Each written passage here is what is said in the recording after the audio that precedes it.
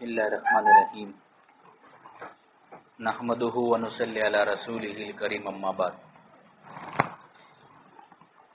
محترم ماں اور بہنوں، اللہ پاک کا بہت بڑا احسان ہوا، کرم ہوا کہ اللہ پاک نے ہم سب کو اس کی دین کی نسبت پر یہاں پر جمع فرمایا۔ اللہ پاک نے ہم کو کہنے سننے کی توفیق عطا فرمائی۔ یہ اللہ کا بہت بڑا احسان ہے ہم پر، بہت بڑا انعام ہے اللہ پاک کا۔ آج جو زمانہ چل رہا ہے مشغولی والا زمانہ ہے، چھوٹا ہو بڑا ہو امیر ہو غریب ہو، آپ کسی کو بھی پوچھو، کسی کے پاس بھی آج وقت نہیں ہے۔ اس زمانے کے اندر، مشغولی والے زمانے کے اندر، اللہ پاک نے ہم کو اس کی دین کی نسبت پر وقت کو فارغ کرنے کی توفیق عطا فرمائی۔ یہ اللہ پاک کا بہت بڑا انعام ہے ہم پر۔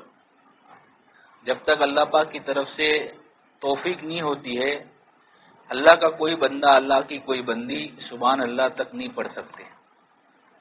جب تک اللہ پاک کا توفیق کا معاملہ کسی کے ساتھ شامل حال نہیں ہوتا، وہ اللہ کا نام بھی نہیں لے سکتا۔ بلکہ ہم نے تو بزرگوں سے سنا کہ اللہ کا نام لینا تو دور، اللہ کا نام سن بھی نہیں سکتا۔ بہت سارے علاقے ایسے ہیں کہ جہاں پر مسلمانوں کی آبادی ہے لیکن مسجدیں نہیں ہے، اذان نہیں ہوتی ہے، تو وہ اللہ کا نام سننے سے بھی محروم ہے۔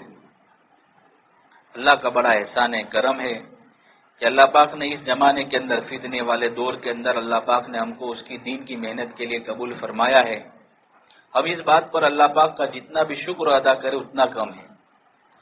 یہ دین کی مجلس ہم کو چھوٹی معلوم ہوتی ہے، معمولی معلوم ہوتی ہے، دیکھنے کے اعتبار سے بہت مختصر معلوم ہوتی ہے، لیکن اللہ پاک کے یہاں اس کی بڑی عظمت ہے۔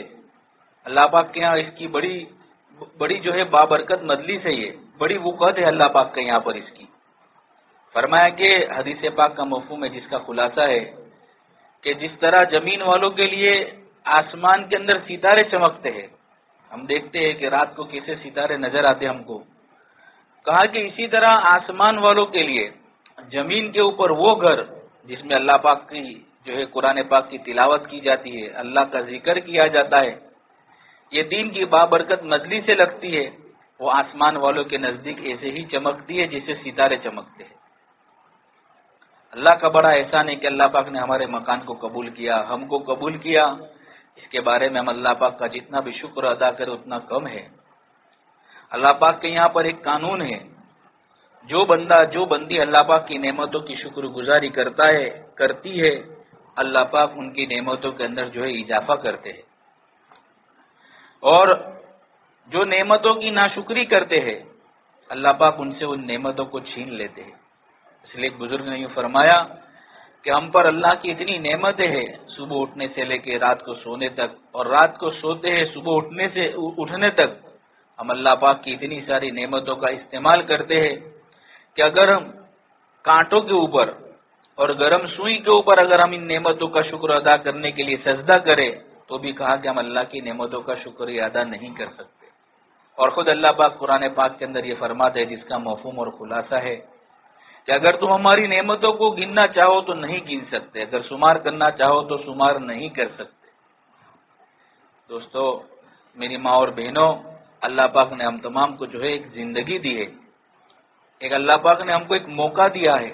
یہ دنیا کی جو زندگی ہے یہ معمولی ایک چھوٹی سی زندگی ہے، آخرت کے اندر جو زندگی آنے والی ہے وہ لامحدود زندگی ہے۔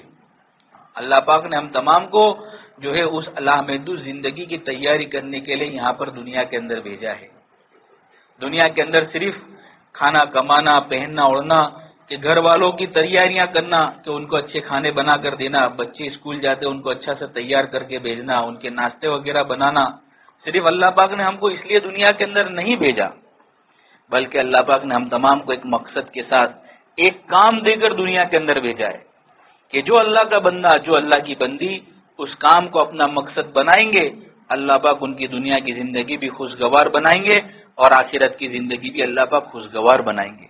جیسے صحابہ رضی اللہ تعالیٰ اجمعین کا، ان کے یہاں کی مستورات کا، ان کے بچوں کا جو ماحول بنا تھا کہ چھوٹے سے چھوٹا، بڑے سے بڑا، چاہے عورت ہو چاہے مرد ہو، اپنے آپ کو اللہ کی دین کی محنت کے لیے، دین کے کام کے لیے ہمیشہ تیار رکھتے تھے کہ انہوں نے اپنی زندگی کو آخرت کی زندگی کے اوپر مقدم کیا تھا کہ یہ دنیا کی زندگی تو ایک دن ختم ہو جائے گی. ہاں، ہم سے پہلے مکان کے اندر بہت سارے تھے، آج نہیں ہے، آج ہم ہیں، ہم بھی کل چلے جائیں گے. اور اللہ کے نبی علیہ الصلوۃ والسلام نے یہ فرمایا، عقل مند اور ہوشیار شخص وہ ہے، عقل مند اور ہوشیار وہ ہے جو مرنے سے پہلے مرنے کی تیاری کرے، مرد ہو یا عورت ہو. اللہ کے نبی علیہ الصلوۃ والسلام نے سب کے لیے فرمایا کہ ہوشیار ہے، عقل مند ہے وہ جو مرنے سے پہلے مرنے کی تیاری کرے. جیسے ہم دیکھتے کہ ہمارے یہاں بچے جو اسکول وغیرہ جاتے ہیں، مدرسے جاتے ہیں، تو امتحان آنے سے پہلے اس کی تیاری کرتے ہیں، اس کی محنت کرتے ہیں. تو جو بچہ جو بچی اچھی طریقے سے محنت کرتے ہیں، اس کے لیے تیاریاں کرتے ہیں، جس دن ان کے سامنے ایگزام کا دن آتا ہے وہ خوشی خوشی تیار ہو کر ایگزام دینے جاتے ہیں. اور جب ان کے سامنے ایگزام کا پیپر آتا ہے، کویشچن پیپر آتا ہے، وہ اس کے فٹافٹ جواب لکھ دیتے، کیونکہ انہوں نے اس زندگی کو جو موقع ان کو دیا تھا اس کو انہوں نے غنیمت سمجھا. بجائے کھیل کود کے اندر انہوں نے اس زندگی کو اس ایگزام والی زندگی کے لیے تیار کیا، تو فٹافٹ جو ہے وہ جواب لکھ کر گھر آ جاتے ہیں. اور اس کے بالمقابل اگر کسی بچے بچی نے جو ہے یہ جو ہے اسکول کی زندگی کو جو ان کو موقع دیا تھا ایگزام سے پہلے، اس کو کھیل کود کے اندر، کھانے پینے کے اندر، تفریحات کے اندر، گھومنے پھرنے میں اگر گزار دیا تو ایگزام تو ان کے سامنے بھی آنے والی ہے. جس دن ایگزام کا دن آتا ہے وہ گھبرا کر پریشان حال ہو کر ایگزام دینے جاتے ہیں، اور جب ان کے سامنے پیپر آتا ہے وہ پریشان حال ہوتے ہیں اور وہ جواب نہیں لکھ سکتے ہیں کیونکہ انہوں نے اس کی تیاری نہیں کی. اور بہت ساری مرتبہ ہم نے دیکھا کہ پیپروں میں بھی آتا ہے کہ سوسائڈ تک کر لیتے، کیونکہ انہوں نے وہ جو موقع ان کو دیا تھا، 1 سال کا، 8 مہینے کا، 9 مہینے کا جو ان کے پاس موقع تھا اسکول کا، کالج کا، وہ موقع انہوں نے جو ہے کھیلنے کودنے کے اندر، گھومنے پھرنے کے اندر گزار دیا. اب جب ایگزام کے دن آئے پریشان حال ہو گئے. تو اللہ پاک نے ہم تمام کو بھی یہ دنیا کی جو زندگی دی ہے یہ مختصر زندگی ہے. آخرت کی زندگی کو تیار کرنے کے لیے، وہاں کی زندگی کو بنانے کے لیے اللہ پاک نے ہم کو دنیا کے اندر ایک موقع دیا ہے. یہ موقع کو غنیمت سمجھنا ہے. مرنے کے بعد جتنے کام آنے والے کام ہیں وہ عمل کرنے ہیں. جتنی مرنے کے بعد کام آنے والی چیزیں ہیں اس کی تیاری یہاں سے کرنی ہے. جیسے ہم دیکھتے کہ بہت سارے حاجی صاحب حج کرنے کے لیے جاتے ہیں تو ان کو پتا ہے کہ وہاں پر جانے کے لیے کیا کیا چیزیں کام آئے گی. ایک دوسرے کو پوچھتے ہیں، جو جا کر آنے والے ہو تو ان کو پوچھتے ہیں کہ بھائی وہاں پر کیا ملتا ہے، کیسا ملتا ہے، تو اس کی تیاری کرتے ہیں. حج میں جانے سے پہلے وہ ساری چیزیں لے لیتے ہیں، بلکہ اپنے ساتھ ایک ایک چیز اور ایکسٹرا لیتے ہیں. چپل لینی ہے تو 2 لیتے ہیں، چپل رکھنے کی تھیلی ہوتی تو 2 لیتے ہیں. حالانکہ ایک کافی ہے، لیکن پھر بھی ان کو یہ خطرہ، یہ اندیشہ ہوتا ہے کہ اگر ایک گم ہو گئی تو دوسری کام آئے گی، تھیلی اگر ایک گم ہو گئی تو دوسری کام آئے گی. ہر چیز کو جو ہے اہتمام کے ساتھ لیتے ہیں کہ بھائی وہ وطن میں پہنچنا ہے، وہاں پر مجھے جانا ہے. ہو سکتا ہے وہاں پر یہ چیز ملے نہ ملے تو مہنگی ملے گی، سستی ملے گی، کیا پتا. تو یہاں سے وہ ہر چیز کی تیاریاں کر کے جاتے ہیں کہ دوسرے وطن میں جانا ہے، وہاں پر یہ ساری چیزیں کام آئے گی. اس کے لیے اس کے پیسے الگ سے لے کر جاتے ہیں کہ اس وطن کے اندر ہمارے وطن کے پیسے نہیں چلتے، تو اس وطن کے جو پیسے چلتے ہیں وہاں پر جو کرنسی چلتی ہے وہ کرنسی لے کر جاتے ہیں. ایسے اللہ پاک نے اس عالم کے اندر جو ہم کو بھیجا ہے اس عالم کی تیاری کے لیے بھیجا ہے کہ وہاں پر کیا کیا چیزیں کام آئے گی. جو مرد جو عورت اپنی زندگی کو عمل صالح کے ساتھ، اچھے عمل کے ساتھ اپنی زندگی کو گزاریں گے، اللہ پاک ان کی دنیا کی زندگی بھی خوشگوار بنائیں گے اور آخرت کی زندگی بھی اللہ پاک خوشگوار بنائیں گے. جیسے یہاں کے پیسے وہاں کام نہیں آتے، ایسے ہی جو ہے یہاں پر جو نیکیاں ہیں وہاں پر جو وہ نیکیاں کام آئے گی. وہاں پر پیسے کام نہیں آئیں گے، وہاں پر چیزیں کام نہیں آئے گی. یہاں پر اگر کسی کے ساتھ ہم نے جو ہے کوئی ایسا معاملہ کیا ہے، کسی پر ہم نے ظلم کیا ہے، کسی کو ہم نے گالی دی ہے، اللہ ہم تمام کی حفاظت فرمائے، کسی کی غیبت کی ہے تو وہاں پر جو ہے غیبت کے بدلے میں غیبت نہیں ہوگی، گالی کے بدلے میں گالی نہیں ہوگی، بلکہ کہا کہ اگر ہم نے کسی پر ظلم کیا ہے تو وہاں پر اس کے بقدر اس کو جو ہے نیکیاں دینی پڑے گی. وہاں پر نیکیوں کا معاملہ ہے. جتنی یہاں سے آدمی اپنی آخرت کے اعتبار سے تیاری کر کے جائے گا، اللہ پاک اس کو اسی اعتبار سے اس کا مقام عطا فرمائیں گے۔ لکھا ہے کہ جنت میں بھی درجے ہے، جیسے ہمارے یہاں پر ہم دیکھیں کہ ہمارے یہاں پر جو بلڈنگیں بنتی ہے اس کے فلور ہوتے ہیں، 5واں مالا، 6واں مالا، 10واں مالا، 15واں، 20واں، 50 مالے کی بلڈنگیں بنتی ہو گئی۔ آپ جاؤ بمبئی میں، ہم دیکھتے ہیں 100 مال کی بلڈنگیں بن رہی ہے۔ آپ سعودی میں جاؤ تو اس سے بھی زیادہ ہے۔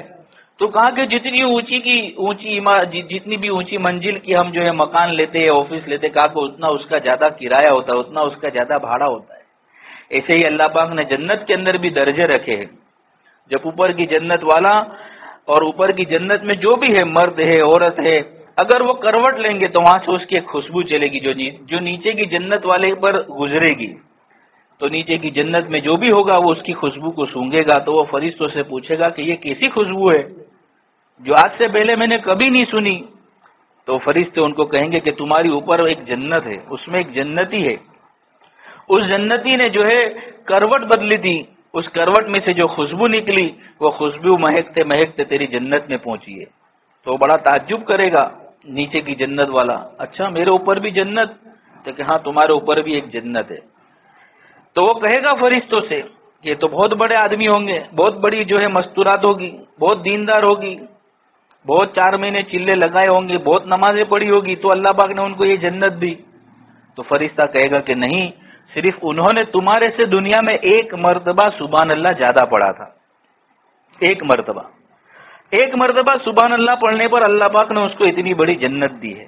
وہاں پر پھر آدمی افسوس کرے گا کہ کاش میں اور اللہ کا ذکر کیا ہوتا، کاش میں نے اور اللہ کے دین کی محنت زیادہ کی ہوتی، کاش میں اسی دین کی مجلسوں میں اور زیادہ شرکت میں نے کی ہوتی، تو آج اللہ پاک مجھے اس کا کتنا بڑا اجر دے گا۔ اس لیے اللہ پاک نے ایک موقع دیا ہے، اس موقع کو ہم غنیمت سمجھے۔ ہم جو ہے ہمارے گھر میں جس طرح ہم اور چیزوں کی فکر کرتے ہیں، اسی طرح گھر میں ہمارا یہ جو دین، اللہ کا لایا ہوا دین، اللہ کے حکم اور پیارے نبی علیہ الصلوۃ والسلام کے طریقے ہماری زندگی میں اور ہمارے گھر میں اور ہمارے بچوں کی زندگی میں کیسے آ جاوے، اس کی فکر اللہ پاک نے جو ہے ہم تمام کے ذمے رکھی ہے۔ مستورات کا بڑا ایک رول ہے گھر کے اندر، ایک بڑی ذمہ داری ہے مستورات کی۔ اگر گھر کی عورت کسی چیز کی ذمہ داری یہ ٹھان لیتی ہے تو وہ چیز گھر میں ہو کے رہتی ہے۔ اگر ہم نے اس چیز کی ذمہ داری لے لی کہ ہمارے گھروں کے اندر تعلیم شروع ہو جاوے، ہمارے گھروں کے اندر جو ہے ہر آدمی بچہ نمازی بن جاوے، اگر اس کی فکر ہم لے لیں گے تو ہمارے گھروں کے اندر یہ سارا ماحول بنے گا۔ اور آپ دیکھو اگلے جتنی بھی کال گزاریاں ہیں، جتنے بھی بزرگ دنیا کے اندر گزرے، آج ہی ہم نے کتاب میں پڑھا، جنہوں نے کتاب لکھی ہے مولانا زکریا صاحب رحمۃ اللہ علیہ، جن کو ہم شیخ الحدیث کہتے ہیں، آج ہی ہماری کتاب جو ہے تعلیم کے اندر یہ واقعہ آیا تھا کہ ان کے جو ہے گھر والے تھے، ان کی دادی کے بارے میں لکھا تھا کہ ان کی 6-7 سال کی جب عمر ہوئی تھی حضرت شیخ کی، تو ان کی دادی بڑی فکر مند ہو گئی۔ ابھی تو صرف 6-7 سال کی عمر ہوئی حضرت شیخ کی، اور ان کی دادی یوں کہتی ہے کہ اتنا بڑا بیل گھر میں پھر رہا ہے، کیا تو اس سے گدھے چروائے گا یا بکریاں چروائے گا؟ حضرت شیخ نے لکھا ہے یہ بات، یعنی 6-7 سال کی عمر کے اندر فکر لگتی ہے کہ اب ہمارے بچے جو ہے مدارس میں کیسے جانے والے بنے، ہمارے بچوں کو ہم قرآن کیسے سکھانے والے بنے۔ یہ گھر کی مستورات اس دن سے فکر کرتی تھی جب بچہ 4 سال 5 سال کا ہوتا تھا۔ حضرت شیخ نے لکھا ہے کہ جب 5 سال کے اندر جب جو ہے مدرسے کے اندر گئے تو کہا کہ پونا پارا جو ہے، ابھی تو دودھ چھوٹا نہیں تھا۔ آپ کتاب پڑھو گے تو آپ اس کے اندر دیکھو گے کہ حضرت نے اپنی آپ بیتی لکھی ہے، اس میں لکھا ہے کہ ابھی تو دودھ بھی نہیں چھوٹا ہوا تھا کہ حضرت شیخ کہتے کہ وہ پونے پارے کے حافظ ہو چکے تھے، پونا پارا پڑھ لیا تھا۔ اس کے بالمقابل ہم ہمارے بچوں کا حال دیکھیں کہ آج ہمارے بچوں کی زندگی کیسی گزر رہی ہے۔ اس لیے کہا کہ بچوں کا سب سے پہلا مدرسہ، بارہا ہم اس بات کو سنتے ہیں کہ بچوں کا سب سے پہلا مدرسہ ماں کی گود ہے۔ جیسی تعلیم اور تربیت بچے نے وہاں پر پائی، بڑا ہو کر اسی اعتبار سے اپنی زندگی کو وہ گزارے گا۔ لکھا نے غوث پاک رحمۃ اللہ علیہ کے بارے میں ہم بارہا سنتے ہیں، والدہ دیندار تھی۔ جب جو ہے پڑھنے کا زمانہ تھا اور اپنے گاؤں کے اندر ایک محدود پڑھائی تھی کہ بھائی یہاں تک کی پڑھائی ہے، اب آگے کی پڑھائی کرنی ہے تو کہا کہ اس کے لیے دوسرے گاؤں کے اندر جانا پڑے گا۔ تو جب وہ جانے لگے تو ان کی والدہ نے ان کو کچھ اشرفیاں دی اور وہ جو ہے کپڑے کے اندر سی دی تھی، اور ایک نصیحت کی تھی والدہ نے کہ بیٹا کبھی جھوٹ مت بولنا، بس ایک نصیحت کی۔ اب چلتے چلتے جو ہے گاؤں سے قافلہ روانہ ہوا، آگے چلے تو جو ہے اس قافلے کو جو ہے ڈاکوؤں نے گھیر لیا اور لوٹنے لگے، سب کا سامان لوٹ لیا۔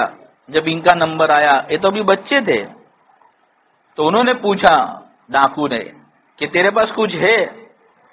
تب ماں کی بات یاد آئی کہ ماں نے کہا کہ بیٹا جھوٹ مت بولنا، تو انہوں نے جھوٹ نہیں بولا، بولے ہاں ہے۔ تو بولے کیا ہے؟ تو کہا کہ میری والدہ نے میرے کو یہ اشرفیاں دی تھی اور یہاں پر رکھ کر سی کے دی ہے۔ تو جب دیکھا تو واقعی میں وہاں پر اشرفیاں نکلی۔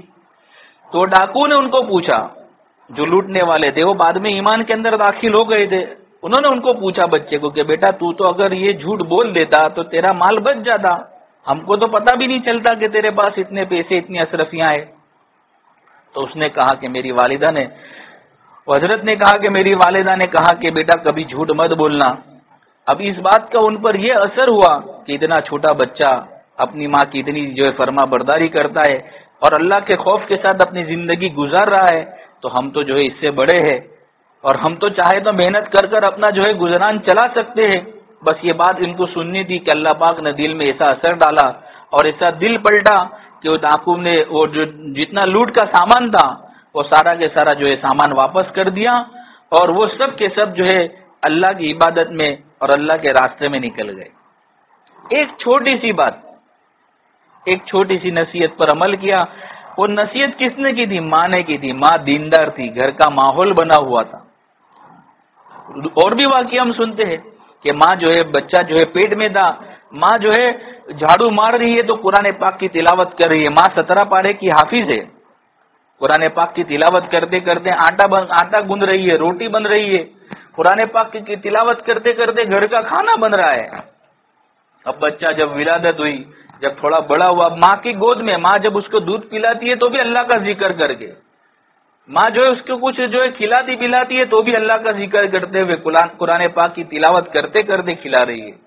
اب اس کا اثر یہ ہوا کہ جب پہلے دن مدرسے کے اندر گئے اور استاد نے کہا کہ پڑھو اعوذ بسم اللہ، تو اعوذ بسم اللہ پڑھ کر 17 پارے قرآن پاک کے سنا دیے۔ پہلا دن مدرسے کا۔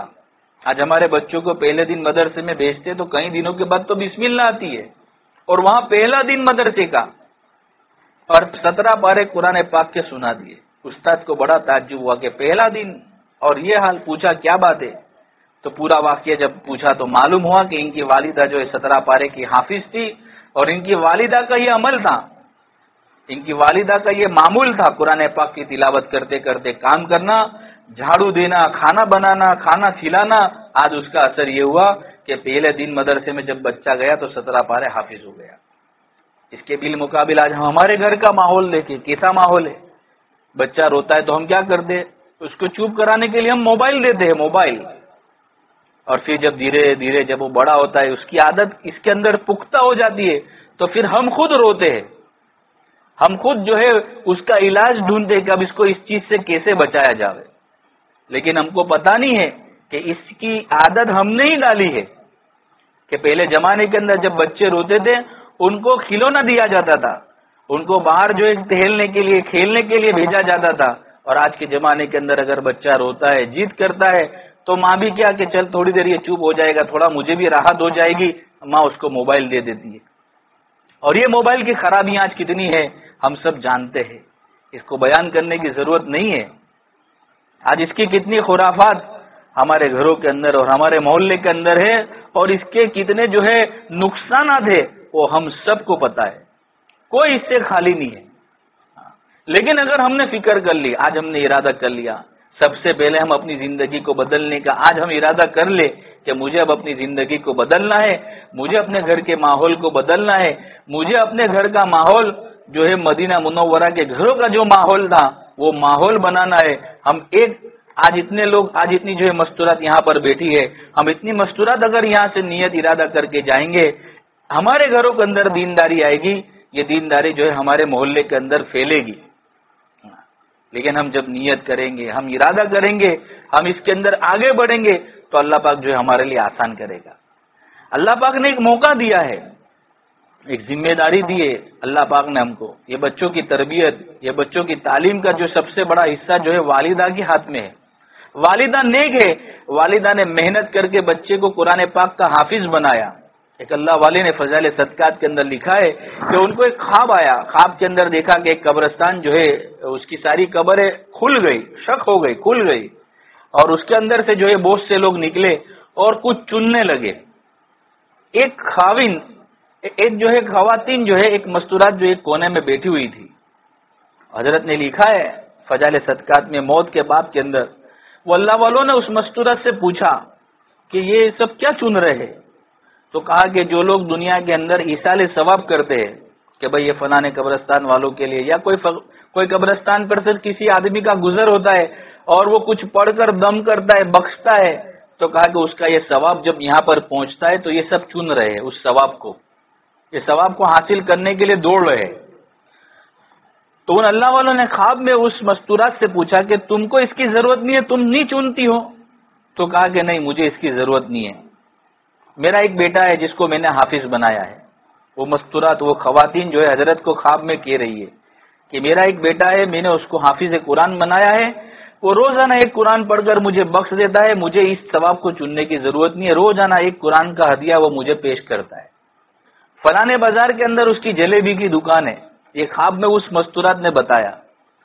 حضرت نے جب صبح میں جب وہ اٹھے تھے اور جب نماز وغیرہ سے اپنے معمولات سے فارغ ہوئے تو اس بازار کی طرف چلے جہاں پر اس مستورات نے، اس خواتین نے ایڈریس بتایا تھا کہ فلانے بازار میں اس کی جلیبی کی دکان۔ حضرت گئے اس جو ہے بازار کے اندر اور دیکھا کہ ایک جلیبی کی دکان ہے، ایک نوجوان لڑکا ہے جلیبی بیچ رہا ہے اور اس کے ہونٹ حرکت کر رہے ہیں۔ حضرت گئے اس کے پاس اور پوچھا کیا بات ہے، کیا پڑھتے ہو؟ تو کہا کہ حضرت میری والدہ تھی، بڑی محنت اور مشقت سے مجھے حافظ قرآن بنایا، میں جلیبی بیچتا ہوں اور بیچتے بیچتے قرآن پاک کی تلاوت بھی کر لیتا ہوں، اور شام ہوتے ایک قرآن پورا ہو جاتا ہے، میں پورا قرآن کا ثواب جو ہے میری والدہ کو بخش دیتا ہوں۔ دیکھو ماں نے تھوڑے دن فکر کی، تھوڑے دن مشقت اٹھائی اور بچے کو حافظ بنایا۔ اب ماں تو دنیا سے چلی گئی، لیکن اب بچہ جتنے نیک عمل کر رہا ہے اس کا ثواب اللہ پاک ان کو پہنچا رہا ہے۔ ہم سب کو بھی ایک دن مرنا ہے، ہم سب کو ایک دن دنیا سے جانا ہے، اس لیے جب ملک الموت جو ہے، جب کسی کا انتقال ہوتا ہے تو لوگ جب روتے ہیں نا تو ملک الموت دروازے پر دونوں ہاتھ کھڑے رہ کر وہ کہتے ہیں ملک الموت، ہم کو تو آواز نہیں آتی ہے، لیکن حضرت شیخ نے فضائل صدقات میں یہ بات بھی لکھی ہے۔ ملک الموت کہتے ہیں کہ بھائی میں نے اس کی روزی ختم نہیں کی، میں نے اس کو نہیں مارا، وہ اپنی روزی ختم کر چکا تھا، مجھے تو اس گھر میں پھر آنا ہے، بار بار آنا ہے۔ حضرت شیخ نے لکھا یہ الفاظ، مجھے تو اس گھر میں آنا ہے، بار بار آنا ہے، جب تک کہ ایک بھی آدمی یہاں پر باقی رہے گا مجھے آنا ہے، جب تک آخری تک ختم نہ ہو جائے مجھے اس گھر میں آنا ہے۔ تو ملک الموت تو جو ہے آتی ہے اور یہ باتیں بھی کرتی ہے، لیکن ہم کو آواز ہم کو اس کی سنائی نہیں دیتی ہے، لیکن بہت ساری باتیں اللہ کے نبی علیہ الصلوۃ والسلام نے ہم تک پہنچائی ہے، کیسی حالت ہوتی ہے، کیسی صورت ہوتی ہے۔ ایک موقع اللہ پاک نے ہم کو دیا، ایک زندگی اللہ پاک نے ہم کو دی ہے، اس کو ہم غنیمت سمجھے، اور یہ جو صدقے جاریہ ہے، یہ جو کام ہے دینداری کا کام، اگر ہم نے ہمارے بچے کو محنت کر کر اگر حافظ قرآن بنایا، دیندار بنایا، اب جتنی وہ نماز پڑھے گا، جتنا وہ دین کا کام کرے گا، یوں لکھا ہے کتابوں میں کہ اگر وہ نہ بھی پہنچاوے، اگر وہ ارادہ نہ بھی کرے تب بھی اس کے ماں باپ کو اس کا ثواب پہنچ جائے گا۔ اور حضرت شیخ نے یہ بھی بات لکھی ہے فضائل قرآن کے اندر کہ خدا نہ خواستہ اگر ہم نے اپنے بچوں کو جو ہے دین سے جو ہے دور رکھا، ہم نے اس کو دین نہیں سکھایا، ہم نے اس کو قرآن پاک کی تعلیم نہیں دی، ہم نے اس کو اچھے اخلاق نہیں سکھائے، تو جتنی وہ برائیاں کرے گا، جتنے وہ برے کام کرے گا، حضرت شیخ نے یہ فضائل قرآن کے اندر یہ بات لکھی ہے کہ وہ جو ہے اس کے نام عمل میں تو جائیں گے، اس کے ساتھ ساتھ اس کے ماں باپ کے نام عمل میں بھی وہ گناہ لکھے جائیں گے۔ اللہ پاک نے ہم کو ایک سمجھداری والی زندگی دی، ہم سب سمجھدار ہیں، ہم ہمارے نفع کو نقصان کو ہم جانتے ہیں کہ ہمارا نفع کیا، ہمارا نقصان کیا۔ عورتوں کا تو بڑا حصہ ہے دین کو پھیلانے کے اندر، اس دین کو پھیلانے کے اندر مستورات کا بڑا مقام ہے۔ صحابہ رضی اللہ اجمعین کے زمانے کے اندر، حضور اکرم صلی اللہ علیہ وسلم کے زمانے کے اندر جب صحابہ رضی اللہ اجمعین جنگ کے لیے جاتے تھے، احد کی بات ہے، احد کے اندر ایک مستورات اللہ کے نبی علیہ الصلوۃ والسلام کی خدمت میں حاضر ہوئی اور کہا کہ ہم کو بھی جنگ میں جانے کی اجازت دیجیے۔ عورت کہہ رہی ہے، عورت کہ ہم کو بھی جنگ میں جانے کی اجازت دے دیجئے. اللہ کے نبی علیہ الصلوۃ والسلام نے کہا کہ وہاں تو جو ہے کافروں سے مقابلہ ہے، تلوار ہے، تم کیسے وہاں پر جاؤ گی، تم کیا کام کرو گی وہاں جا کر؟ تو کہا کہ ہم پانی کا مشکیزہ بھر کے جائیں گے، جو بھی اللہ کا بندہ، اللہ کا غازی اگر پیاسا ہوگا تو ہم اس کو پانی پلائیں گے، اگر زخمی ہوگا تو ہم اس کی ملہم پٹی کریں گے. یہ تقاضے پیدا کرے عورتوں نے. اور پھر اللہ کے نبی علیہ الصلوۃ والسلام کے پاس گئے اور اللہ کے نبی علیہ الصلوۃ والسلام کو یہ کام بتایا کہ آپ ہم یہ سب کام کر سکتے ہیں، آپ ہم کو اللہ کے راستے میں جانے کی اجازت دیجیے. یہ تو اللہ کے نبی علیہ الصلوۃ والسلام پر ہم قربان جائے، لاکھوں درود و سلام ہو ان پر کہ انہوں نے دنیا میں آ کر جو ہے مستورات کا کیا مقام ہے، عورتوں کا، بچیوں کا کیا مقام ہے، یہ اللہ کے نبی علیہ الصلوۃ والسلام نے دنیا میں آ کر سمجھایا، بتلایا، صحابہ رضی اللہ اجمعین کو سمجھایا کہ عورتوں کا کیا مقام ہے. ورنہ اس سے پہلے کی زندگی ہم دیکھیں کہ اللہ کے نبی علیہ الصلوۃ والسلام نے یہ تو دین کی محنت کی، صحابہ رضی اللہ اجمعین کے پاس جا جا کر ان کو سمجھایا، تب جا کر عورتوں کی عزت کرنا لوگ شروع کیے. ورنہ اس سے پہلے کیا جاہلانہ زندگی گزار رہے تھے. ایک مرتبہ اللہ کے نبی علیہ الصلوۃ والسلام کی مجلس لگی ہوئی تھی، اللہ کے نبی علیہ الصلوۃ والسلام نے یہ دعا دی کہ جن کی 3 بیٹیاں ہو اور وہ اپنے بیٹیوں کا اچھا نام رکھے، اچھا طریقہ تعلیم کرے، اس کو اچھے گھر میں اس کی شادی کرائے، اللہ پاک جو ہے اس کے لیے جنت کو واجب کر دیتے. اس ماں باپ کو اللہ پاک کیا کرتے؟ جنت واجب کر دے ماں باپ کے لیے. ایک صحابی نے کہا کہ اللہ کے نبی اگر 2 بچیاں ہو تو کہا کہ اگر 2 بچیاں ہیں، اچھا طریقہ تعلیم کیا، اچھے اخلاق سکھائے، اس کو اچھے نام رکھا اور اس کو اچھے گھر میں اس کا جو ہے نکاح کرا دیا، اللہ پاک اس کے لیے بھی جنت کو واجب کر دیتے. ایک صحابی بازو میں بیٹھے ہوئے رو رہے تھے. یہ بات کو جب انہوں نے اس فضائل کو سنا کہ اللہ پاک اس پر جنت کو واجب کر دے، اس فضائل کو سنا، اتنا کام کرنے پر اللہ جنت واجب کر دیتے ہیں، جب اس فضائل کو سنا تو وہ صحابی جو ہے رونے لگے اور دہاڑے مار کر زور زور سے رونے لگے. آجو باجو والوں نے چپ کرا، پوچھا اللہ کے نبی علیہ الصلوۃ والسلام نے پوچھا کہ بھائی کیا بات ہے، کیوں اتنا رو رہے ہو؟ تو انہوں نے اپنی کالگزاری سنائی جو جہالت کے زمانے کی تھی. انہوں نے اپنی کالگزاری سنائی کہ میں جو ہے لکڑا بولتے اس کو، جو لکڑے کاٹتے، جو لکڑے کاٹنے کا میرا کام تھا. میری بیوی تھی اور جو ہے وہ امید سے تھی اور ولادت کے دن قریب تھے، کسی کام کی وجہ سے مجھے جو ہے دوسرے گاؤں میں جانے کا موقع آیا. میں اپنی بیوی کو یہ نصیحت اور یہ بات کہہ کر چلا گیا کہ دیکھ اگر لڑکی پیدا ہو تو اس کو تو مار دینا، اس کو تو دفنا دینا، اور لڑکا پیدا ہو تو رہنے دینا. اس کو میں میری بیوی کو یہ نصیحت کہہ کر میں تو جس کام سے جانا تھا میں تو چلا گیا، اور جب میں واپس آیا تو وہ ہوئی تھی لڑکی. اب ماں تو ماں ہوتی ہے، آپ سب جانتے ہیں کتنی مشکلات سے بچے کی ولادت ہوتی ہے اور ماں کو کیسی محبت ہوتی ہے. تو ماں کا دل تو کیسے گوارا کرتا کہ اس بچی کو دفنا دے، ولادت تو بچی کی ہوئی تھی. تو ماں نے ایک ترکیب کی کہ بازو میں جو مکان تھا اس میں ایک مستورات اکیلی رہتی تھی. تو ماں نے ایک ترکیب کی کہ اس بچی کو وہاں پر رکھ دیا اور بچی وہیں کھیلتی رہی، وہیں بڑی ہوتی رہی. اور جو ہے جب وہ اپنے کام سے جو ان کا جو خاوند تھا، جب وہ آئے اپنے کام سے واپس تو انہوں نے کالگزاری پوچھی کہ بھئی کیا بات تھی، کیا ہوا، ولادت کا کیا معاملہ رہا. تو بیوی نے جو ہے انہوں کو تھوڑا ایسا بہانہ کر کے کہ ہاں وہ ہوا تھا اور وہ میں نے اس کو کر دیا، ایسا کر کے نا اس نے بات رفع دفع کر دی. لیکن پھر دیکھا کہ بازو میں جو ہے لڑکی ہے، چھوٹی بچی ہے، وہ یہاں پر آتی اپنے گھر میں کھیلنے کے لیے. تو وہ جب شام کو اپنے لکڑی وغیرہ کے کام سے جب فارغ ہو کر وہ آتا تھا گھر میں تو وہ لڑکی گھر میں ہوتی تھی. یہ پوچھتا تھا کہ کس کی ہے، تو کہا یہ بازو والے کی ہے. یہ آتی کھیلتی، یہاں تک کہ آپس میں دونوں، حالانکہ اس کا باپ تھا اس کو پتا نہیں تھا کہ یہ میری بیٹی ہے اور بیٹی کو بھی پتا نہیں تھا کہ یہ میرا ابا ہے، لیکن آپس میں ایک دوسرے کے ساتھ اتنے گھل مل گئے تھے کہ جب بھی وہ کام سے اپنے واپس آتا تھا وہ اس بچی کو بلاتا، اس کے ساتھ کھیلتا، بچی اس کی داڑھی میں ہاتھ ڈالتی، دونوں ساتھ میں بیٹھ کے کھانا کھاتے. اور اسی طرح کچھ وقت گزرتا گیا. ان کی بیوی نے دیکھا کب ایسا لگتا ہے کہ دونوں کے اندر زیادہ محبت ہو گئی ہے، اور ہو گئی تھی، ایک دوسرے کا بغیر رہنا مشکل ہو گیا تھا. جب صبح جاتا تھا تو لڑکی سے مل کر جاتا تھا، شام کو آتا تھا تو پہلے لڑکی سے ملتا تھا.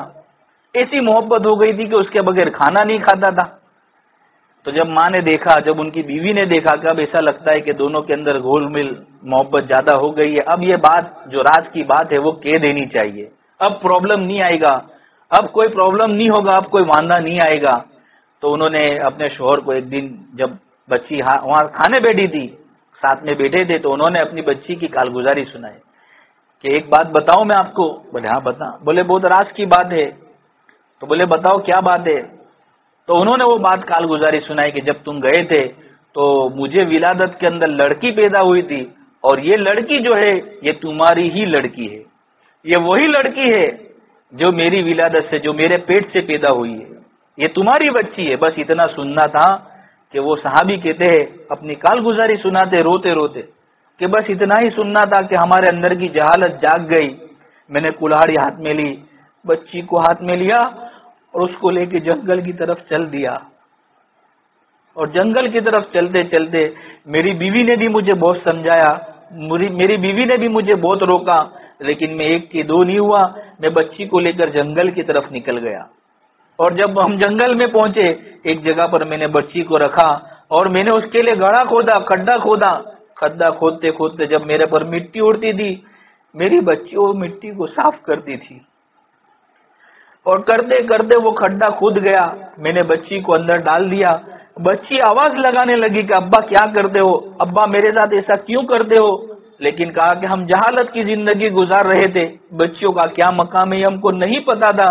میں نے میری بچی کو، جو میری لاڈلی تھی، جو میری بچی میری داڑھی کو صاف کرتی تھی، میرے پسینے کو پوچھتی تھی، اس بچی کو میں نے زندہ زمین کے اندر دفنا دیا.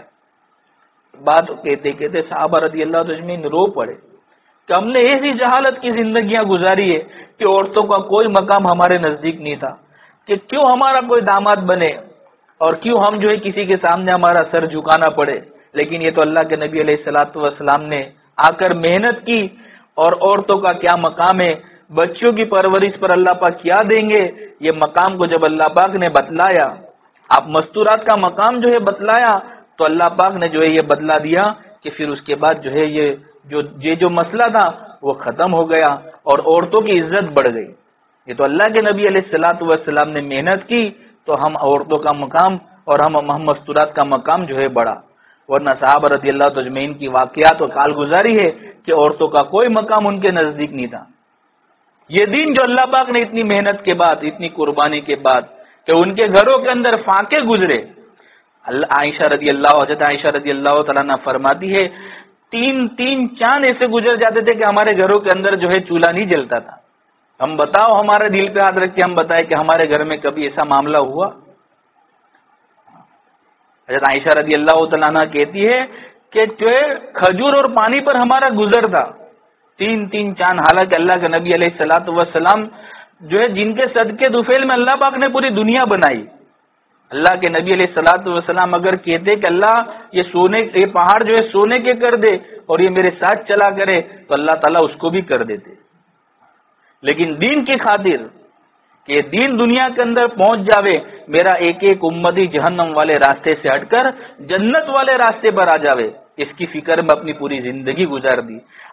فاطمہ رضی اللہ تعالیٰ عنہ کے بارے میں ہم بارہا سنتے ہیں، حضرت حسن اور حسین رضی اللہ تعالیٰ عنہ اجمعین کے بارے میں بارہا سنتے.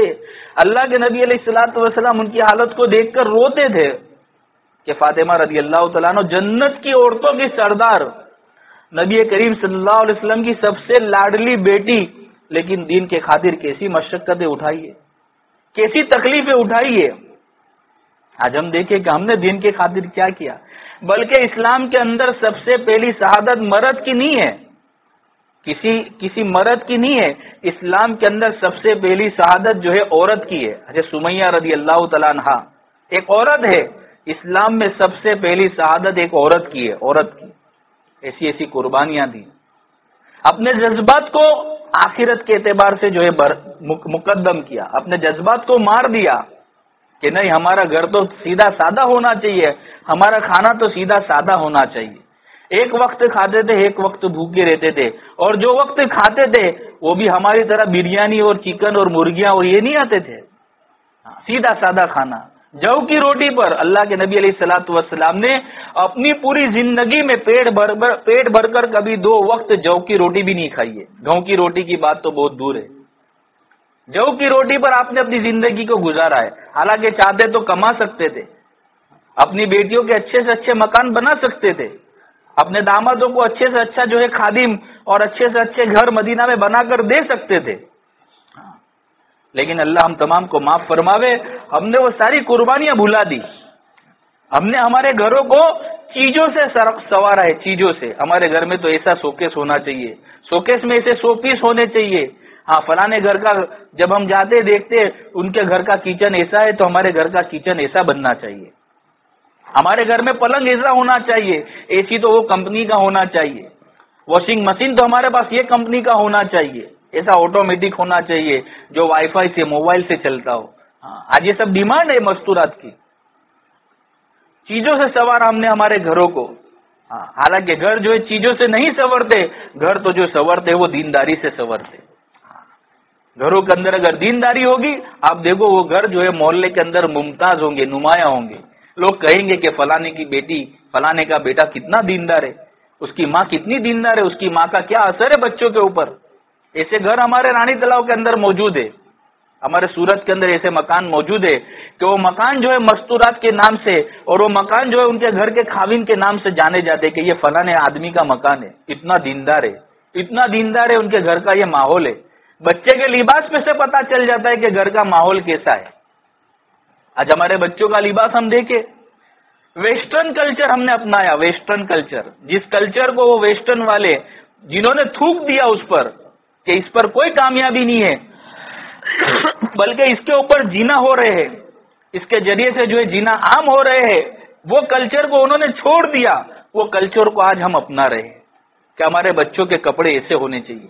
ہماری بچیاں جینس پہن رہی ہے, ہماری بچیاں جو ہے تھوڑا بے پردگی کے ساتھ باہر جا رہی ہے.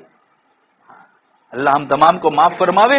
اس کی کوئی فکر ہم کو نہیں ہے, اس کا کوئی ہم پر جو ہے اس کا اثر نہیں ہے کہ ہمارے بچے کیا کر رہے. اس کی فکر اللہ تبارک و تعالیٰ نے ہم مستورات کے ذمے رکھی ہے. دنیا کے اندر یوں کہا کہ مرد سے زیادہ عورتیں ہیں اور عورتوں سے زیادہ بچے ہیں. ان تمام بچوں کی ذمہ داری اللہ پاک نے ہم مستورات کے اوپر رکھی ہے. خاوند کا بھی خاوند کی بھی ذمہ داری ہے, لیکن ہم دیکھتے ہیں کہ خاوند کا کیا حال ہوتا ہے. وہ ہماری ساری ضروریات کو پوری کرنے کے لیے صبح سے جاتے شام کو واپس آتے. ذمہ داری دونوں کی ہے, لیکن ماں کی ذمہ داری زیادہ ہے.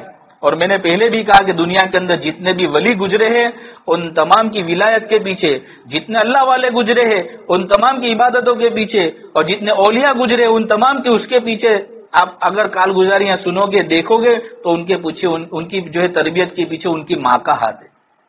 ان کی ماں نے تربیت کی, ان کی ماں نے اپنی زندگی کو سمجھا کہ نہیں یہ میری زندگی کو مجھے کیسے گزارنا ہے. ماں بچپن ہی سے بچے کی تربیت کی فکر کرتی تھی. شیخ رحمت اللہ علیہ کے بارے میں نے آپ کو پہلے کہا کہ ان کی ماں نے, ان کی دادی نے, ان کے باپ نے کیسی تربیت کی. لکھا ہے کتاب میں کہ 7 سال ہو جاتے تھے نماز نہ پڑھنے پر ان کو مارا جاتا تھا. روزانہ ایک قرآن پاک پڑھنے کا حکم تھا حضرت شیخ کو. آج ہمارے بچے مہینوں ہو جاتے قرآن پاک کو نہیں کھولتے, کئی دن ہو جاتے. نماز کی کیا حالت ہے ہم کو خود کو پتا ہے. رات بھر جو ہے واٹس ایپ کے اندر اور فیس بک کے اندر اور یوٹیوب کے اندر ہمارا وقت گزرتا ہے. ماں کا بھی گزرتا ہے, باپ کا بھی گزرتا ہے, ایک کونے کے اندر اولاد کا بھی گزر رہا ہے. آجو باجو میں مولانا طارق جمیل صاحب اپنے بیان کے اندر کہتے ہیں کہ ایک ہی بستر پر خاوند بھی ہے, شوہر بھی ہے. خاوند اس طرف منہ کر موبائل لے کر بیٹھا ہے اور اس کی عورت جو اس کے ساتھ میں جو ہے اس کے ساتھ میں اپنی زندگی گزارنے والی اس کی بیوی وہ ایک طرف جو ہے کروٹ لے کر موبائل کو لے کر بیٹھی ہے, اور دوسرے کمرے میں بچے اپنی زندگی کو موبائل کے ساتھ گزار رہے ہیں. نہیں, اللہ پاک نے ہم کو اس لیے دنیا کے اندر نہیں بھیجا ہے, بلکہ اللہ پاک نے ایک ذمہ داری کے ساتھ دنیا میں بھیجا ہے. یہ چند روزہ کی زندگی ہے, یہ ایک دن ختم ہو جائے گی. اگر ہم نے کچھ کر لیا, آخرت کے اعتبار سے کچھ فکر کر لی اور کچھ محنت مشقتیں کر لی, مرنے کے بعد جو قبر میں جائیں گے ہمیشہ کی راحت کی زندگی گزاریں گے. یہ دنیا کی زندگی یہ راحت والی نہیں ہے. یہاں کی راحت کبھی ہمیشہ کی راحت نہیں ہے، اور یہاں کی تکلیف کبھی ہمیشہ کی تکلیف نہیں ہے. یہاں کی تکلیف ایک دن ختم ہو جائے گی، یہاں کی راحت ایک دن ختم ہو جائے گی. مرنے کے بعد کی راحت ہمیشہ ہمیشہ کی راحت ہے، اور مرنے کے بعد کی ناکامی ہمیشہ ہمیشہ کی ناکامی ہے. اللہ نے اس بات کو قرآن پاک کے اندر فرمایا، جس کا مفہوم اور خلاصہ ہے کہ جو بندہ جو بندی جہنم سے ہٹا کر جنت میں داخل کر دیے گئے وہی پورے کے پورے کامیاب ہیں. اس لیے میری ماں اور بہنوں، ہم یہاں سے نیت کریں، ارادے کریں. اب تک جو ہوا ہوا.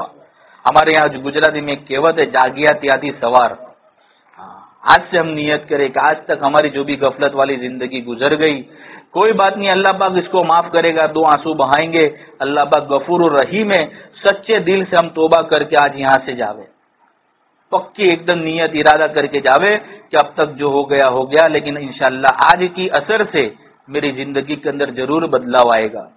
میری زندگی کی رخ کو میں ضرور بدلوں گی کہ اب میری زندگی اللہ کے حکم کے ساتھ اور پیارے نبی علیہ الصلوۃ والسلام کے طریقوں کے ساتھ ہی گزرے گی.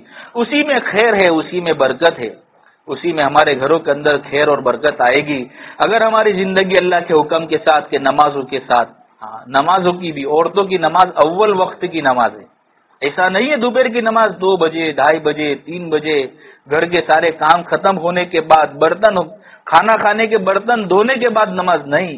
عورتوں کی نماز تو اول وقت کی نماز ہے. جیسے ہی اذان ہوئی، نماز کا وقت ہوا، ہم مصلی بچھا کر ہم بھی پڑھے. ہمارے ساتھ جو ہمارے گھر میں چھوٹے چھوٹے بچے، ان کو بھی لے کر ہم بیٹھے، ان کو بھی ہم نماز پڑھا گئے. بھلے وہ نماز نہیں، لیکن ہم کو دیکھ کر وہ سجدہ کریں گے، ہم کو دیکھ کر وہ رکوع کریں گے، ہم کو دیکھ کر وہ اتحیات پر انگلی اٹھاتے ہیں، ہم کو دیکھ کر وہ سلام پھیرتے ہیں، وہ ہم کو دیکھتے ہیں. لیکن یہ عادت دھیرے دھیرے ان کی جو ہے ایسی عادت پختہ ہو جائے گی کہ پھر ان کو نماز پڑھے بغیر چین نہیں آئے گا. پھر یہ عادت دھیرے دھیرے ان کی عبادت بن جائے گی. پھر ان کو جو ہے نماز کے ساتھ اپنی زندگی کو گزارنے میں مزہ آئے گا. پھر وہ ہمارے فرما بردار بنیں گے. آج ایک ماں باپ کی جو ہے بڑی کمپلین ہے کہ ہمارے بچے ہماری سنتے ہی نہیں ہیں. بھائی کیسے سنیں گے؟ تم نے ان کو سننے والا بنایا ہی نہیں، تم نے ان کو اللہ کے حکم بتائے نہیں، تم نے پیارے نبی علیہ الصلوۃ والسلام کی طریقے ان کو تعلیم تم نے اس کو دیا ہی نہیں. تعلیم تم نے گھر میں فضائل اعمال کی تعلیم ہی نہیں کی. ماں باپ کا کیا حق ہے، ماں باپ کا کیا احترام کیسے کرنا چاہیے، کیسا ادب کرنا چاہیے، وہ ہم نے ان کو بتایا ہی نہیں، تو وہ کیسے کریں گے؟ ہم نے ان کو زندگی میں یہ ساری چیزیں سکھائی نہیں ہے. کہ جب وہ بڑے ہوتے تو ماں کے سامنے جواب دیتے، ماں کے سامنے آنکھ نکالتے، باپ کو جواب دیتے. بلکہ اللہ پاک ہم تمام کو اس سے حفاظت فرماوے. کتنے بچوں کو تو ہم نے دیکھا ہے کہ ماں باپ کو مارتے ہیں، ماں باپ کو گھر سے نکال دیتے ہیں. کیا بات ہے؟ کیوں ایسا ہوا؟ تو کہ ہم نے شروع میں جب وہ بچے تھے، جب وہ چھوٹے تھے، ہم نے اس کی فکر ہی نہیں کی. اور اس کے مقابل آپ دیکھو جن کے گھروں کے اندر دینداری ہے، جن ماں باپ نے اپنے بچوں کو اچھی تعلیم دی، اچھی تربیت دی، جب وہ ماں باپ بوڑھے ہو جاتے، جب وہ بیمار ہو جاتے، بستر پر ہوتے، بستر پر، تو باپ کا بستر پر جب ہوتا ہے، باپ بستر پر ہوتا ہے، اولاد اس کی خدمت کرتی ہے، اس کا جو ہے پاخانہ تک صاف کرتی ہے. کیوں؟ تو کہا کہ یہ گھر دیندار تھا، اس نے ماں باپ کی خدمت کو سمجھا تھا، اس نے ماں باپ کیا عظیم ہستی ہے وہ اس نے سمجھا تھا، تو اس نے ماں باپ کی جو ہے خدمت کی، ماں باپ کا ادب اور احترام کیا. یہ بات جو اس نے بچپن میں سیکھی تھی، اب جب بڑی عمر میں جب یہ ماں باپ پہنچے تو اس نے اس کو عمل کر کے بتلایا. یہ ذمہ داری ہماری ہے. اس لیے ہم سب نیت ارادہ کریں کہ انشاءاللہ ہم جو ہے آج سے اپنے گھر کے ماحول کو اور گھر کے ماحول کو بدلنے کے لیے مولانا ابراہیم صاحب دامت برکاتہم اللہ پاک ان کی عمر میں برکت عطا فرماوے، وہ یوں کہتے ہیں کہ گھر کا جو ہے ماحول بدلنے کے لیے سب سے بہترین طریقہ گھر کی تعلیم ہے. گھر میں ہم تعلیم شروع کر دیں، چاہے 10 منٹ ہی تعلیم ہو، لیکن روزانہ پابندی کے ساتھ ہم ایک وقت طے کر لیں، چاہے کھانے سے پہلے ہو، چاہے کھانے کے بعد ہو، جس وقت پر ہمارے بچے اور گھر کے سارے افراد موجود ہو، وہ ایک وقت ہم طے کر لیں اور اس وقت کے اندر ہم تعلیم کریں. ہمارے بچوں کو ان باتوں کو سکھائے، سمجھائے. ہم نے ابھی بھی ایک کالگزاری سنی، آپ نے بھی سنی ہوگی کہ کوئی باہر کے ملک کے اندر جب بچوں کو ٹیچر نے پوچھا کہ تم بڑے ہو کر کیا بنو گے، تو ایک بچے نے کہا کہ میں ڈاکٹر بنوں گا، ایک نے کہا میں انجینئر بنوں گا. اب ڈاکٹر کا بچہ ہوگا تو وہ ڈاکٹر بننے کی نیت کرے گا، انجینئر کا بچہ ہوگا تو انجینئر بننے کی نیت کرے گا.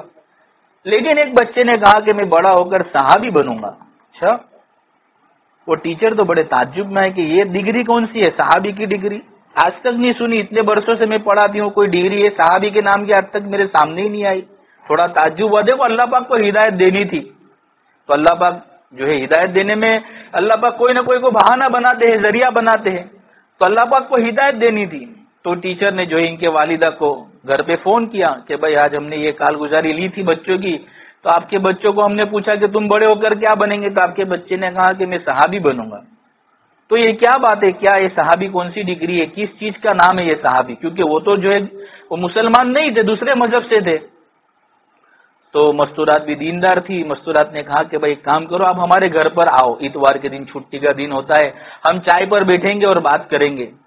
یہ ہم نے 12 یہ کالگزاری بزرگوں سے سنی, آپ نے بھی سنی ہوگی. تو جب وہ ٹیچر ان کے گھر پر آئے, ان کا اکرام کیا, چائے ناشتہ جو بھی کرانا تھا کرایا, اور پھر اس پر ڈسکس شروع ہوئی, اس پر بات شروع ہوئی. تو کہا کہ بھائی صحابی یہ ہے کہ جنہوں نے اللہ کے نبی علیہ الصلوۃ والسلام کو ایمان کی حالت میں دیکھا, ایمان کی حالت میں ان کا انتقال ہوا, انہوں نے ایسے ایسے کارنامے کیے. اللہ تعالیٰ نے قرآن پاک کے اندر یہ بات فرما دی کہ میں ان سے راضی ہو گیا, یہ مجھ سے راضی ہو گئے. اللہ کے نبی علیہ الصلوۃ والسلام نے ان کے بارے میں یہ فرمایا کہ میرے صحابہ ستاروں کے مانند ہے, کسی ایک کی بھی اتباع کرو گے منزل مقصود تک پہنچ جاؤ گے.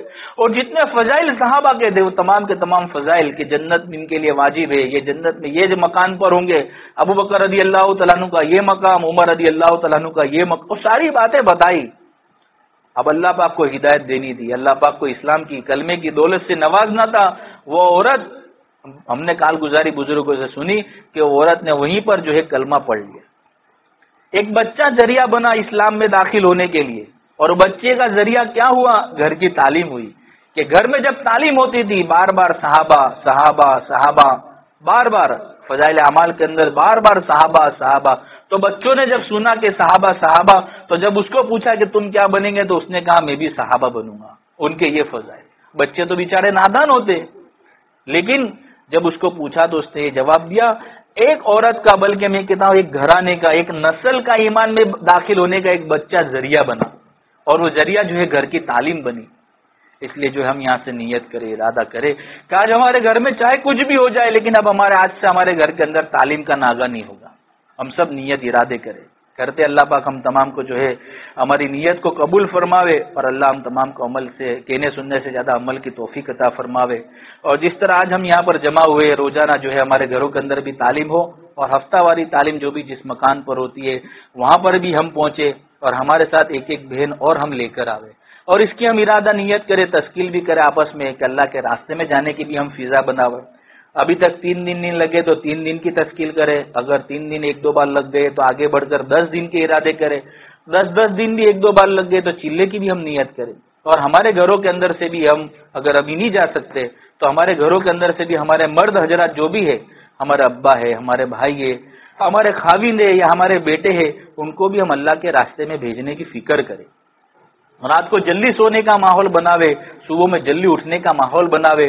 صبح کے اندر جو ہے روزیاں تقسیم ہوتی ہے, اور عام طور سے اللہ ہم تمام کو معاف فرماوے. ہم نے تو شہر میں اکثر یہ ماحول دیکھا, نان مسلم جو غیر مسلم ہے وہ جلدی اٹھ جاتے ہیں, اور مسلمان جو ہے بہت لیٹ سے اٹھتے. حالانکہ صبح کا وقت برکت والا وقت ہے, اس وقت پر روزیاں تقسیم ہوتی ہے. حدیث پاک کا مفہوم ہے جس کا خلاصہ ہے کہ جو صبح مسجد کی طرف جاتے ہیں اللہ پاک ان کے ہاتھ میں ایمان کا جھنڈا دیتے. ہم ہمارے گھر والوں کو مسجد کی طرف بھیجے, نماز کی طرف بھیجے, اس کی ہم فکر کریں. اللہ پاک ہم تمام کو کہنے سننے سے زیادہ عمل کی توفیق عطا فرمائے. درود شریف پڑھ لے, دعائیں کر لے. اللہم صلی علی سیدنا و نبینا مولانا محمد وعلی آل سیدنا و نبینا و مولانا محمد وبارک وسلم. اے اللہ تو ہم سب کے گناہوں کو معاف فرما دے. اے اللہ رات کے اندھیرے میں دین کے اجالے میں جان کر انجان کر بہت سارے گناہ کیے ہیں. اے اللہ آج تک کی زندگی تیری نافرمانی میں گزار دی. اے اللہ اب تک کوئی کام ایسا نہیں کیا جس سے تو راضی ہو سکے. تیری نعمتیں کھائی, اے اللہ تیری نعمتوں کا استعمال کیا اور تجھ ہی سے بغاوت کی ہے. اے اللہ تجھ ہی کو ناراض کیا ہے. اے اللہ تو معاف فرما دے, تو بڑا غفور الرحیم ہے. اے اللہ تو ہمارے تمام اگلے پچھلے چھوٹے بڑے اے اللہ کبیرہ صغیرہ تمام گناہوں کو تو معاف فرما دے. اے اللہ ہمارے ماں باپ کے گناہوں کو تو معاف فرما دے. اے اللہ ہمارے گھر والوں کے گناہوں کو تو معاف فرما دے. ہمارے دوستوں کو اے اللہ تو معاف فرما دے. بستی والوں کو تو معاف فرما دے. اے اللہ ہم تمام کی پوری مغفرت فرما دے. اے اللہ مغفرت ہماری سب سے بڑی ضرورت ہے. اے اللہ اسی کے لیے تیرے سامنے ہم جمع ہوئے ہیں, اور اسی کے لیے تیرے سامنے ہاتھ پھیلائے ہوئے ہیں. اے اللہ ہم تمام کی مغفرت فرما دے، اے اللہ ہم تمام کی روزیوں میں خوب برکت عطا فرما دے، حلال پاکیزہ طیب روزی عطا فرما دے، اللہ اس گھر میں بھی تیری خصوصی رحمت نازل فرما، دین کے داعیوں کو، عالموں کو، حافظوں کو پیدا فرما، اے اللہ مرحوم یوسف بھائی کی بھی تو خوب مغفرت فرما، اور اللہ ان کے بیٹے کا بھی جو بھی انتقال ہوا ہے اے اللہ تیری رحمت میں پہنچ چکے ہیں، اے اللہ تو اپنی آگوش میں لے لے، اے اللہ ان کی تو مغفرت فرما دے، اے اللہ بڑا وقت جو ہے تیرے امتحان کے اندر ایک بیماری کے اندر گزارا ہے، اے اللہ اس کا تو بہترین بدلہ ان کو عطا فرما دے، اے اللہ جنت الفردوس میں اعلیٰ سے اعلیٰ مقام عطا فرما، اے اللہ تو ان سے راضی ہو جا، اے اللہ تیری ناراضگی سے تو پوری پوری حفاظت فرما دے، قبر کا معاملہ بھی آسان فرما، میدان محشر کا معاملہ بھی آسان فرما دے، اللہ ہم سب کو بھی مرنا ہے، اے اللہ ہم کو بھی مرنے سے پہلے مرنے کی توفیق عطا فرما دے، اس کی تیاری کرنے کی توفیق عطا فرما دے، اے اللہ تیرے سامنے کھڑا ہونا ہے، پوری زندگی کا حساب دینا ہے،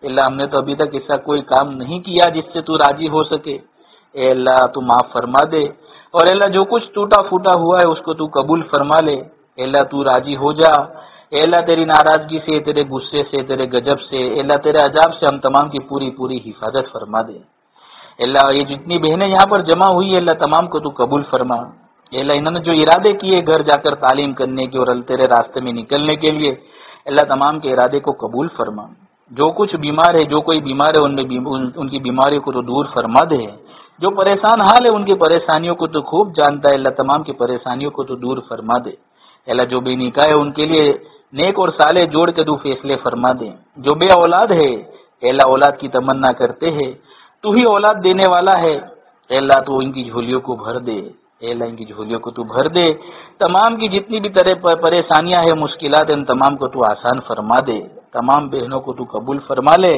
اے اللہ تمام کو تو قبول فرما لے، ہم سب کو بھی تو قبول فرما لے، اللہ ہم نے جو کہا گیا، جو کہا، جو سنا، اللہ ہم تمام کو کہنے سننے سے زیادہ عمل کی توفیق عطا فرما دے، ہم کہتے بہت دے، سنتے بہت دے، لیکن ہماری زندگیاں عمل سے خالی ہے، اللہ ہم کو عمل والی زندگی بنا دے، ہماری دنیا بھی بہتر بنا اور آخرت بھی بہتر بنا، دنیا کی زندگی بھی خوشگوار بنا اور آخرت کی زندگی بھی خوشگوار بنا، دنیا میں بھی تو ہم سے راضی ہو جا، پیارے نبی علیہ الصلوۃ والسلام بھی ہم سے راضی ہو جائے، ایسے تو فیصلے فرما دے، ایسے عمل کرنے کی ہم تمام کو تو توفیق عطا فرما جس سے تو راضی ہوتا ہے، پیارے نبی علیہ الصلوۃ والسلام راضی ہوتے ہیں، اللہ وہ عمل جس سے تو ناراض ہوتا ہے، جس سے تیرا غضب آتا ہے، جس سے تو غصے ہوتا ہے، اور پیارے نبی علیہ الصلوۃ والسلام بھی ناراض ہوتے ہیں، ایسے عمل سے ہم تمام کی تو پوری پوری حفاظت فرما دے، اللہ ہم نے بہت سارے ارادے اللہ تیرے راستے میں جانے کے کیے، ہمارے ارادے کو تو قبول فرما، اللہ تیرے گھر پہ آنے کی بھی ہماری تمنا ہے، امید ہے، اللہ اسباب مہیا نہیں ہے، اللہ تو تیرے گھر پہ بلانے کے لیے کوئی اسباب کا محتاج بھی نہیں ہے، اللہ ہم میں سے جس نے اس سال حج کے لیے فارم بھرا ہے، ہمارے جو ہے فارم کو بھی تو قبول فرما لے، اس کو بھی تو پاس کر دے، اور تیرے گھر پر آنے کی ہم تمام کو بار بار توفیق عطا فرما دے، رمضان میں بھی اور حج میں بھی اللہ بار بار تیرے گھر کی زیارت کرنے کی ہم تمام کو تو توفیق عطا فرما دے، اللہ ہم نے جو مانگا وہ بھی عطا فرما دے، اللہ جو مانگنے سے رہ گیا وہ بھی عطا فرما دے، اللہ اس دعا کو اپنے فضل سے، اپنے کرم سے پیارے نبی جناب رسول اللہ صلی اللہ علیہ وسلم کے صدقے طفیل میں قبول فرما لے، یا رب صلی وسلم دائما ابدا علی حبیبک خیر الخلق کلہم جزا اللہ عنا محمد صلی اللہ علیہ وسلم بما هو اہل، سبحان ربک رب العزت عما یصفون وسلام علی المرسلین الحمد للہ رب العالمین برحمتک یا ارحم الراحمین، سبحان اللہ۔